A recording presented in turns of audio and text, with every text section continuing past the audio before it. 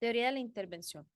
La teoría de la intervención la podemos entender como la reconstrucción de los distintos elementos que permiten una explicación de una intervención, ya sea política, plan, programa, proyectos, servicios, y que básicamente explican tanto sus características como su estructura de funcionamiento y uno de los elementos más importantes, su estructura de resultados o la estructura lógica de proyecto. Comúnmente partimos en la planificación de las intervenciones públicas y la cooperación internacional de modelos de planificación que les denominamos predictivos. ¿Qué quiere decir eso? Quiere decir que pensamos en un resultado que vamos a generar, que predecimos ese resultado y básicamente generamos una serie de acciones para llegar a ese resultado. En esos modelos predictivos, comúnmente vamos a identificar una serie de niveles de resultado. Partimos de modelos que se denominan lógicos, que podría ser un modelo como cadena de resultados, marco lógico, un modelo como teoría de cambio más significativo, ciclo de vida de proyecto, entre otros. Estos distintos modelos básicamente lo que nos van a permitir es una identificación de los distintos niveles de resultado, de producto, de efecto, de impacto.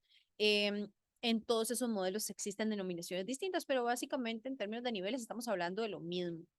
Y una vez que se ha hecho pues esa estimación, hacemos algo que le denominamos el constructo teórico, que es justamente poner a prueba ese modelo mediante que una explicación científica de cómo se generan esos distintos niveles de resultado. Entonces, este es un elemento muy importante en el momento de definir las características de esta teoría de la intervención. La teoría de la intervención no está construida solamente a partir de un modelo lógico. Existen otros elementos que necesitamos explicar, que tiene que ver comúnmente con los objetivos de esta intervención, tiene que ver con el momento en el que surge, los cambios que ha tenido a lo largo del tiempo, las características generales que tiene, de dónde, en qué institucionalidad está ejecutándose, dónde está adscrita, si existen políticas, leyes, etcétera, que dan origen también a la intervención o aquellas que le amparan, todo lo que tiene que ver con la explicación de la existencia y de las características de esa intervención las vamos a incorporar en esta teoría. Además, también hacemos un esbozo del problema que da origen a la intervención, sus causas y sus consecuencias, idealmente identificado mediante una herramienta también lógica para diseño de problema. Entonces, la teoría de la intervención comúnmente es aquella que nos permite esa explicación de la intervención y de su contexto de forma muy general. Identificamos en ella el análisis de problema, identificamos también el análisis de los actores e identificamos la estructura lógica de proyecto y las características de descripción de proyecto.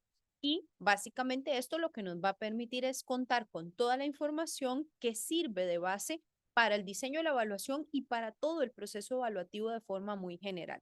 Entonces, esta teoría en realidad la vamos a encontrar en algunos momentos de forma explícita y en otros de forma implícita. ¿Eso qué quiere decir? Que puede ser que algunos de esos elementos estén claramente identificados en la documentación que vamos a accesar cuando empezamos el proceso evaluativo y otros de estos elementos no los vamos a encontrar en la documentación y vamos a tener que ir a hacer una reconstrucción con los distintos actores que hay en esta intervención, principalmente los que están en operación, en la ejecución o en la toma de decisiones, para que nos refieran a algunos elementos que nos hacen falta dentro de la documentación que tenemos y que eso nos permita armar como un rompecabezas, por así decirlo, de la intervención, que identifica ahí sí todos los distintos elementos que son necesarios para hacer el proceso evaluativo. Entonces, esta es justamente la teoría de la intervención. No existe necesariamente un modelo lógico desde el cual se reconstruye. Comúnmente la reconstruimos desde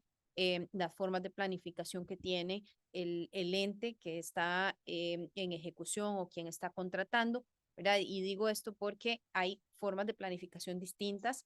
Entonces, hay algunos entes que esta reconstrucción la hacen, por ejemplo, de marco lógico, hay otros que se hacen desde gestión para resultados en el desarrollo.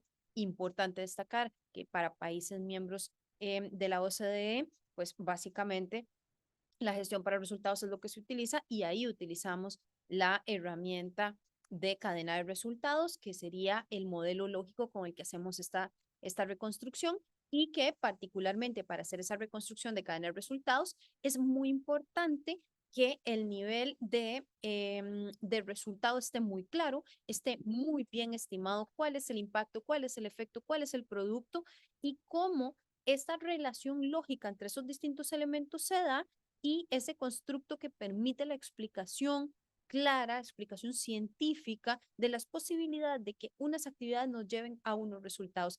Ese es tal vez el elemento más importante de esta teoría en términos de que tiene que ser explicativa de esa relación causal para llegar a los resultados, porque en la medición de resultados particularmente, ese es un elemento clave. Sin eso, no podemos hacer evaluaciones de resultados. Entonces, cuando esto está definido en la institucionalidad, en alguna documentación, pero no tiene el nivel de calidad que se requiere en términos de que no hay un constructo que sostenga o que el impacto, por ejemplo, no esté muy bien conceptualizado, bien estimado, o veamos que esto no nos va a llevar, ¿verdad? Que A no nos va a llevar a B y que B no nos va a llevar a C, pues necesariamente vamos a tener que hacer una reconstrucción con los actores de esos elementos para tener un constructo teórico suficientemente sólido que nos permita hacer la medición posterior del impacto. Esos son como tips o elementos clave en el momento en el que estamos haciendo esa reconstrucción. Entonces, el nivel de detalle con el que reconstruimos una u otra cosa va a depender en mucho del tipo de evaluación que vamos a realizar. Y por eso siempre digo, ni la reconstrucción de la teoría de la intervención, ni la evaluabilidad e inclusive ni siquiera el análisis de contexto es igual o siempre es similar para todos los tipos de evaluación. Hay algunos tipos de evaluación que requieren un nivel de detalle mayor o algunas características de descripción mayor en los elementos en los que vamos a reconstruir y creo que ese es un elemento fundamental que tomemos en consideración en el momento en el que ya estamos en el campo realizando evaluaciones.